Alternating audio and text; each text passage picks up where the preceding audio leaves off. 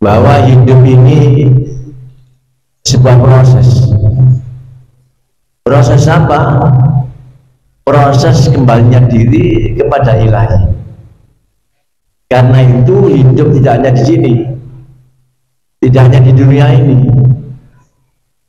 Setelah nanti berpisahnya ruh dan jasad, maka nanti ada kehidupan yang lebih hakiki dan lebih lama. Karena itu kita di-warning, diwanti-wanti sama ajaran agama yang dibawa Rasulullah SAW, diteruskan oleh para penyambung risalah kenabian yang sekarang dipegang oleh Syekh Ahmad Syaikhul Al-Fatah Jarifin dan mursyid walian mursidan yang kita anut. Al-Quran juga mengingatkan bahwa hidup ini ujian. Sekaligus di sana diterangkan ujian ada dua makna atau dua macam. Ujian bentuk yang enak-enak, yang nikmat-nikmat, dan ujian berupa pahit-pahit, ketidakenakan. Dan bentuk-bentuk semacam ini, ujian-ujian semacam ini tidak bisa kita hindari. Artinya mau tidak mau kita ini seorang manusia harus menghadapi kenyataan ini.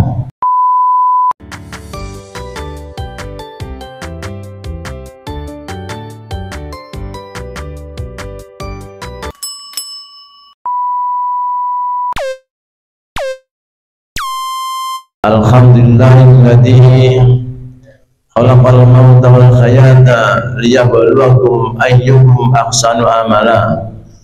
Asyhadu an la ilaha illallah wahdahu la syarika lah wa asyhadu anna Muhammadan abduhu wa rasuluhu la nabiyya ba'dah. Allahumma shalli wa sallim wa barik ala sayyidina Muhammadin wa ala alihi wa ashabihi wa wala. Amma ba'd. Qalu subhanaka la ilma lana illa ma 'allamtana innaka antal alimul hakim. Rabbi shrah li sadri wa yassir li amri wahlul 'uqdatam min lisani yafqahu qawli. Rabbana iftah bainana baina qaumina bil haqqi wa anta khairul fatihin. Ilahi anta maqsudi wa ridhaka matlubi a'tini mahabbataka arifataka. Untuk selanjutnya doa kita mengikuti, mengamini sejak awal dari Bapak Ketua MC, SMS ya. MC.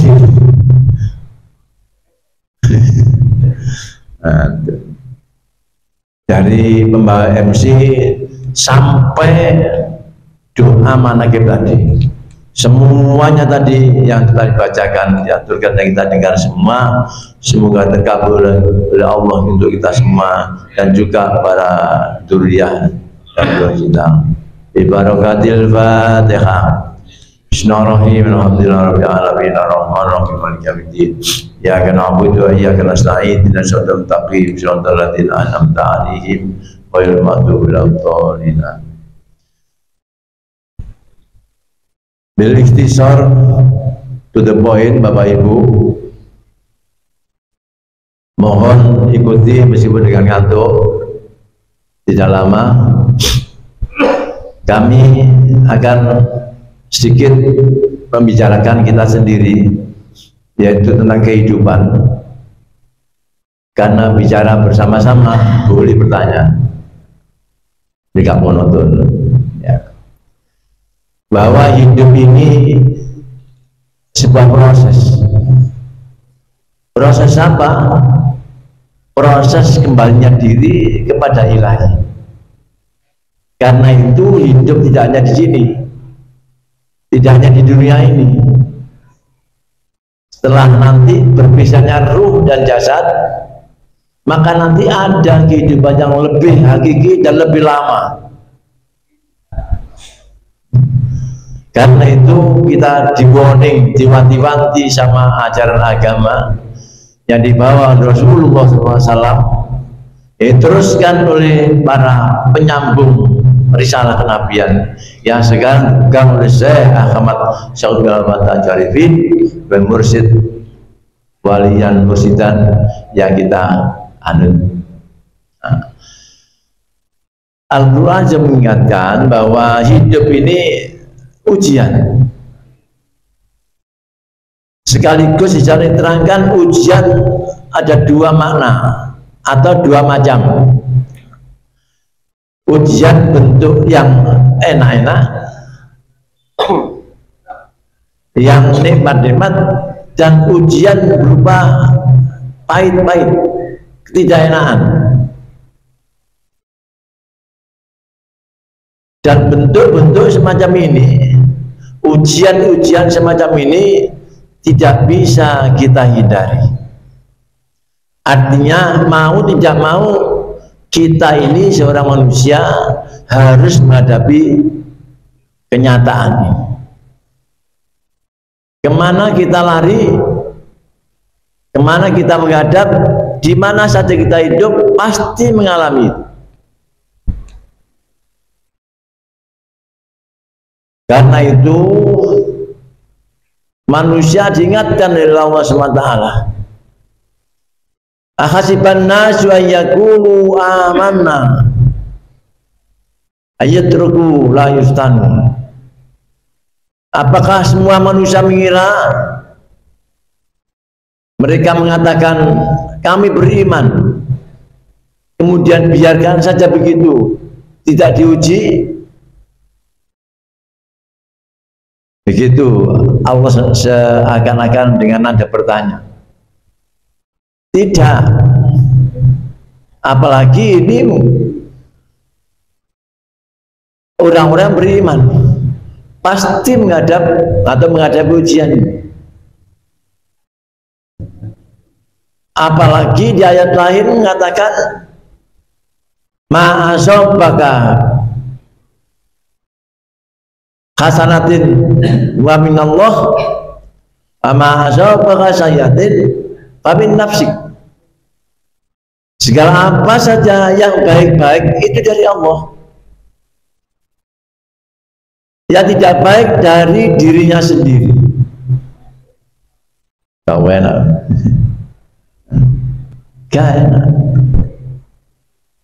enak, gak enak harus dijalani ulama kita hidup. Kita hidup ini ada dalangnya, ada aturannya. Mau tidak mau harus ikut. Oh, kita sudah lahir, ikut aturan-aturan ini. Bisa saya gambarkan Bapak Ibu supaya nanti lebih jelas. Semua manusia ingin mendapatkan kenikmatan. Tidak ada orang hidup manusia ini ingin tidak enak, itu tidak ada. Meskipun paham bahwa dirinya nanti diuji tidak enak dan keenakan, tapi dia milih ingin yang enak. Karena itu beberapa keterangan dijelaskan di sana bahwa orang-orang mukmin itu pasti hidup dalam kesenangan. Meskipun nanti diuji, dia paham.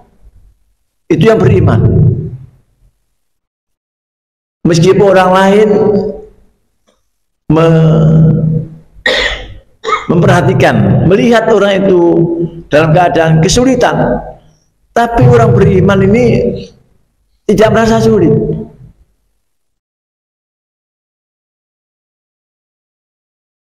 Gambaran ini akan saya gambarkan sebuah layang-layang. Layangan ini bisa naik ke atas karena ada angin. Artinya apa? Angin pasti harus tatap, bukan diles. Apa diles itu? Dihindari. Enggak, harus dihadapi. Ujian manusia ini harus menghadapi ujian, bukan lari dari kenyataan. Ini ujian kenyataan berapa saja, jangan protes. Nah, ya, yes. Angin menerpa sebuah layang-layang. Layang-layang senajan damai, tenang, ya, tidak berubah, tapi tetap jalan ke atas.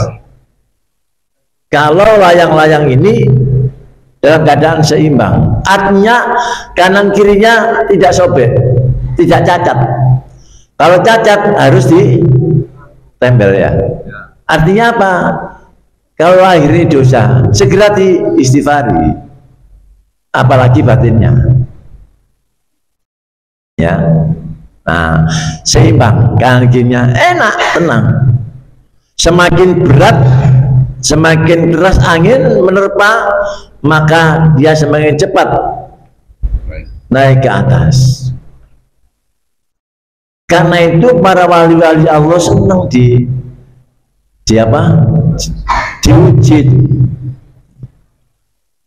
Dan orang-orang semacam ini tergantung seberapa memaknai ujian itu. Kalau seperti kita ini orang biasa, kalau udah uji berat, tidak terasa ya. Kalau para wali cukup tidak diingatkan untuk berzikir, itu sudah merupakan ujian sangat berat para wali itu. Dari para kasih Allah itu lupa tidak berzikir pada Allah, itu sudah merupakan ujian yang sangat berat. Padahal kita kalau nggak dicubit tidak terasa. Kalau tidak dilempar di tengah jurang tidak terasa. Nah, lanjutnya, nah, layang-layang sudah ada, apa tuh? Kanan kirinya tenang. Apa ini maksudnya manusia? Itu lahir batinnya seimbang. Lahir batinnya seimbang. Batinnya merupakan koneksitas antara diri orang itu dengan Allah SWT yang disebut bahasa Al-Quran amanu. Jasadnya, lahirnya berbuat kebaikan untuk sama.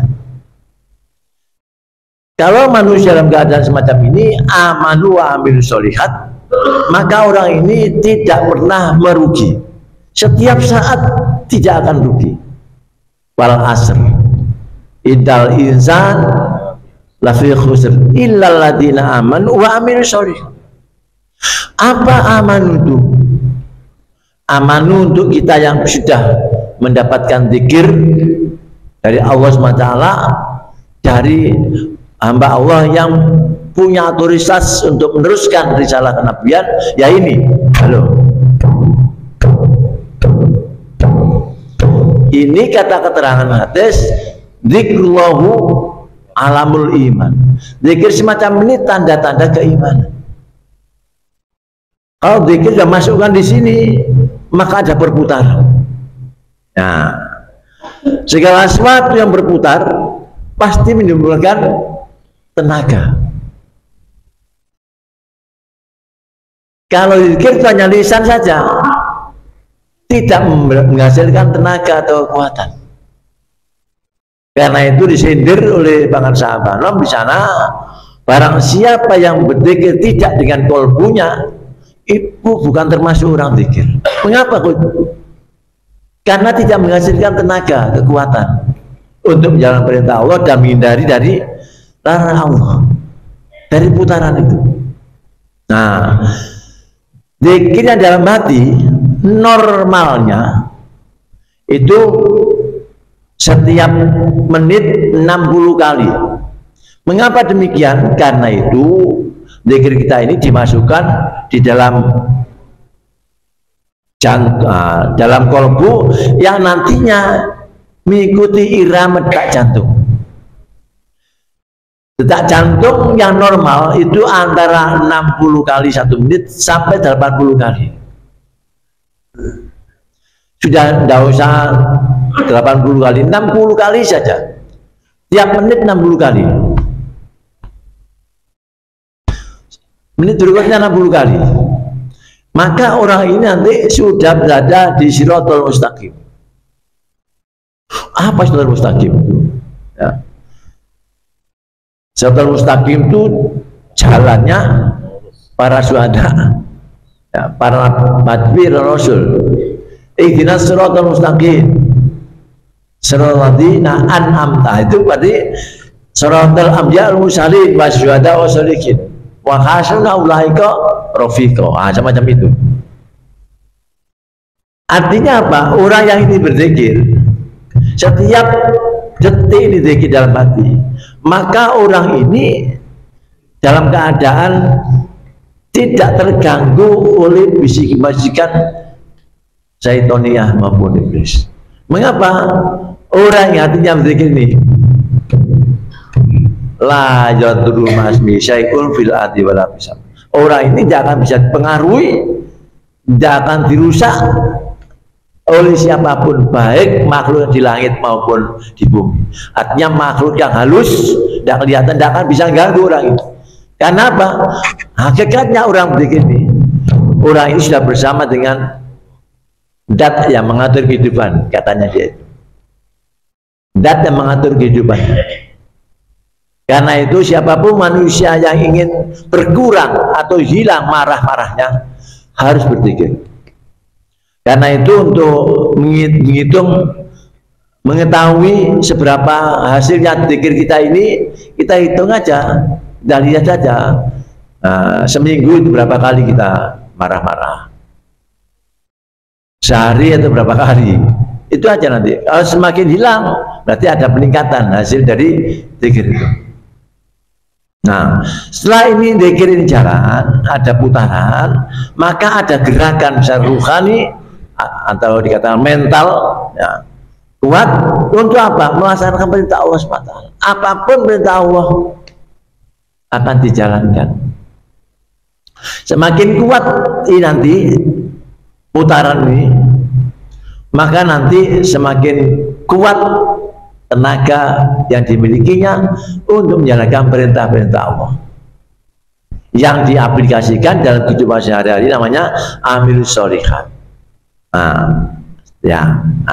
Kemudian Bapak Ibu ikhwan akhwat rahimakumullah, layang-layang tadi terusannya, meskipun sudah baik kanan kirinya, kalau manusia itu lahir batinnya sudah benar dikit dalam amal soleh, ya, ada angin, ujian-ujian, difitnah dan diolok-olok orang dan sebagainya,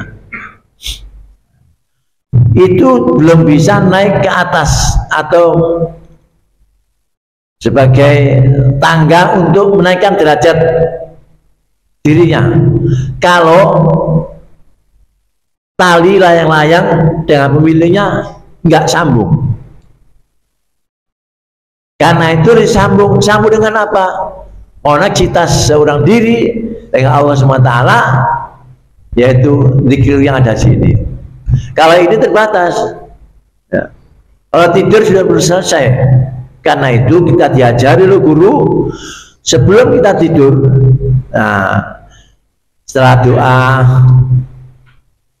Bismillahirrahmanirrahim dan sebagainya, macam-macam apa saja. Nah, ini jangan berhenti dengan apa ini? Ya Latif, Ya Latif, Ya Latif. Ini hanya untuk mancing ini. Ya Latif, Ya Latif, Ya Latif, Ya Latif. Ini selesai, tetap jalan. Ini yang sudah punya zikir dalam.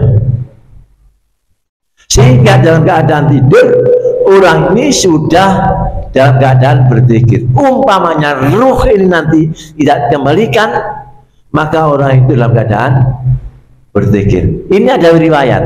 Nah, bukan hadis ini bukan ngawur. Ada riwayat Rasulullah masuk masjid, kemudian ada orang sholat dan ada yang tidur. Karena beliau kasap, ya tahulah ya iblis ini. Terus tanya kanjeng Nabi, Mengapa kamu menggoda orang sholat? Ya, kok gak menggoda orang itu? Orang sholat tidak berzikir, tapi yang ini berzikir. Dia takut. Dia takut. Yaitu seperti yang diajarkan para sahabat. Sebelum tidur, ya Latif, ya Latif. Lisannya ya Latif, ya Latif, ya Latif. Ininya ya Khofi. Ya. Sama, ya la ilaha. Kan harus suci kan? Nah, harus dalam keadaan menghadap kiblat. Nah, kalau kemudian kita mau tidur batal, wudhu lagi. Mau tidur batal lagi, wudhu lagi. Kan tidur lagi. Nanti kepadangan. Wudhu lagi. Nah, ya semacam itu Masya Allah. Nah, diajar semacam itu supaya nanti, nah, itulah nanti ada suatu keterikatan diri layang-layang dengan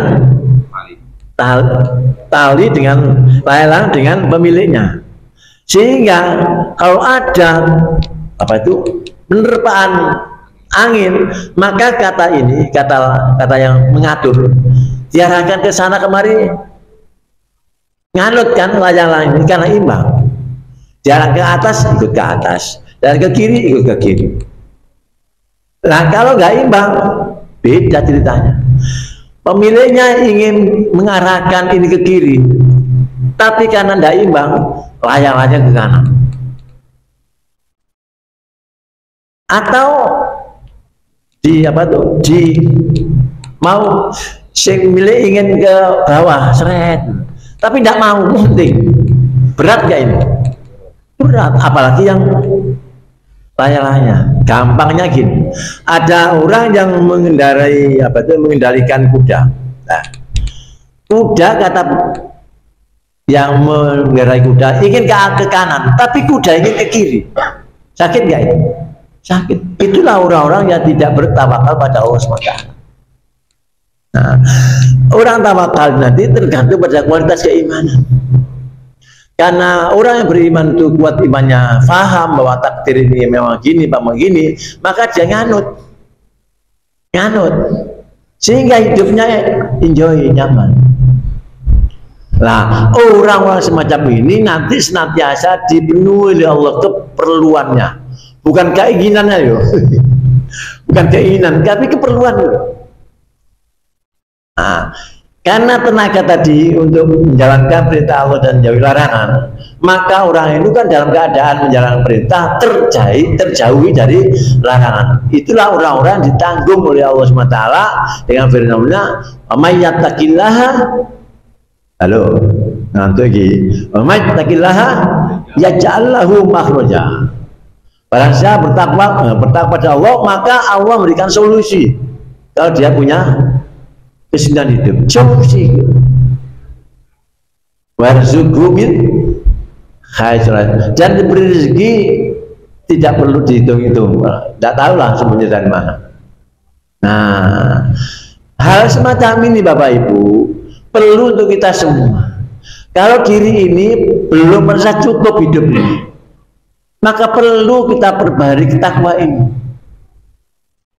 Kalau dalam hidup ini masih merasa susah menghadapi berbagai macam tantangan dan sebagainya, maka perlu diperbaiki ketakwaan kita ini.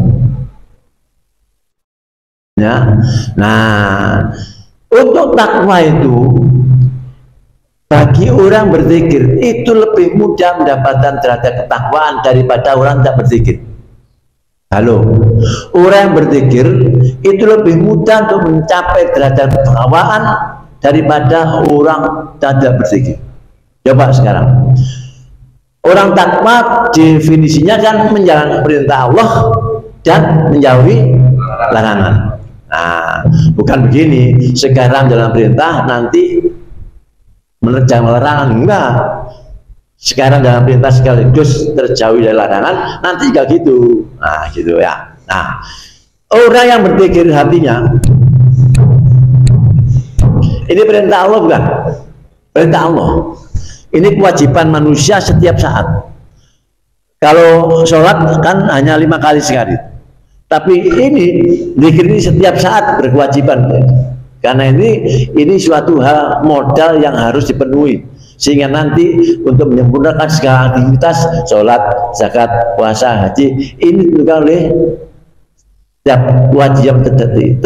kewajiban tiap saat ini, yaitu ini. Nah, kalau ini jalan, maka mungkinkah orang itu bermarah-marah? Tidak. Dibalik sekarang, kalau kita ini ahli dzikir katanya, terus ada istrinya atau anaknya nggak cocok, marah-marah, apa benar kita itu berzikir? Enggak berzikir. Nah, ya sekarang kalau ini berzikir itu karena berarti orang itu menjalankan perintah Allah. Kalau ini berzikir berarti akan terhindar dari perbuatan kemaksiatan. Itulah namanya bertakwa. Nah, ini sinkron dengan sabda Nabi, ittaqillaha haitsu ma kunta. Bertakwalah pada Allah dimanapun Anda berada. Coba, kalau tidak punya zikir ini, apa bisa kita menjalankan takwa setiap saat? Di kamar mandi, di mana? Setiap saat pokoknya. Ittaqillaha haitsu ma, dimanapun Anda berada, bertakwa kata Nabi. Nah, kalau ini punya ini, wes jalankan saja ini. Allah yang menghindarkan kita dari perbuatan berdilarang. Kita tinggal nurut saja ini. Nah, sehingga sama dengan janji Kanjeng Nabi bahwa besok yang pertama kali dihisab, dihitung itu sholatnya. Kalau sholatnya baik, semuanya jangan baik. Kalau bermasalah, maka nanti dihitung. Mir nanti sholatnya sahur, zakatnya riya, wah naudzubillah, mudah-mudahan ya. Karena itu Bapak Ibu, ayolah bersama-sama belajar menjalankan perintah Allah lewat guru ini, kita ikuti dengan sebaik-baiknya, sehingga ini senantiasa kita jalan. Inilah nanti akan menyempurnakan Allahu Akbar. Jasadnya menjalankan rukun ucapan dan perbuatan, berdiri, ruku, i'tidal dan sebagainya, mengucapkan qauli, ucapan, dan ini senantiasa connect. Nah, itu nanti akan bisa menyempurnakan ibadah sholat kita. Karena itu Allah menyampaikan, kalau setelah selesai sholat, An-Nisa 103, kalau setelah sholat ingatlah Tuhanmu dalam keadaan apapun. Artinya apa? Karena sholat itu adalah proses untuk mi'raj pada Allah SWT, bertemu pada Allah SWT, dialog dengan Allah SWT, maka setelah itu kan mengerjakan kewajiban yang lain. Setelah sholat, menghadap, kemudian kita ada tugas lain. Untuk apa? Khalifatullah fil ard, sebagai wakil Allah di bumi. Artinya apa? Setelah sholat jangan berbuat suatu hal-hal yang merusak dalam lingkungan kita. Khalifatullah fil ard, ya tadi dikatakan amilus sholihat itu. Nah, dengan demikian setelah itu sholat lagi, sehingga lebih sempurna daripada sebelumnya. Karena itu setelah sholat ingatlah Tuhan dengan keadaan apapun. Ini nanti yang menyempurnakan sholatnya. Kalau saya baik akan baik. Melompat sekarang bahwa kita itu menghadapi ujian untuk apa sih? Untuk apa? Ini supaya orang yang dicoba oleh Allah supaya kembali ke jalan yang benar. Wa balaunahu bil hasan wasayati la'allahum yarjiun. Ya. Jadi Allah memberikan ujian berupa kesenangan dan ketidaksenangan. Supaya apa? Supaya orang itu nanti merasakan bahwa ini gak benar. Kembali ke aturan-aturan yang benar. Nah, di surat ayat lain mengatakan sudah nyata kerusakan di bumi dan di lautan. Kerusakan karena manusianya itu sendiri. Duribat al-mudillatu ainahu dan dorofasatu wal bahri wal bahr bima kasabal aydin nas. Kerusakan di laut dan di daratan itu karena ulah tangan manusia. Nah, ini nanti akan ada bencana bala. Untuk apa Allah memberikan bala? Allah berkehendak bermaksud memberikan suatu sedikit dari amal perbuatan yang tidak benar supaya itu tadi terasa, loh aku salah begitu. Fasadul fakir binga sabatinas ya liyudhikahum ya liyudhikahum, untuk merasakan sebagian ba'dul amilu, sebagian dari apa yang diamalkan, la'allahum ya, supaya mereka itu kembali ke aturan-aturan Allah. Aturan Allah yang paling gampang ya ini. Karena ini tidak jalan, maka ini menyembuhkan segala aktivitas ibadah kita, termasuk diterima tidaknya amal ya dari ini. Karena ini keimanan pada Allah Subhanahu wa Ta'ala. Mudah-mudahan kita nanti kekuatan, diberi kekuatan oleh Allah SWT, menjalankan hal-hal yang diwajibkan pada kita, terutama kewajiban Islam saat ini, yang kita nanti akan sedikit demi sedikit kesalahan-kesalahan yang kita perbuat diampuni oleh Allah SWT, dan nanti akan selanjutnya sebelum kita kembali diampuni ke dosa Allah. Allahumma wala amin. Wassalamualaikum warahmatullahi wabarakatuh.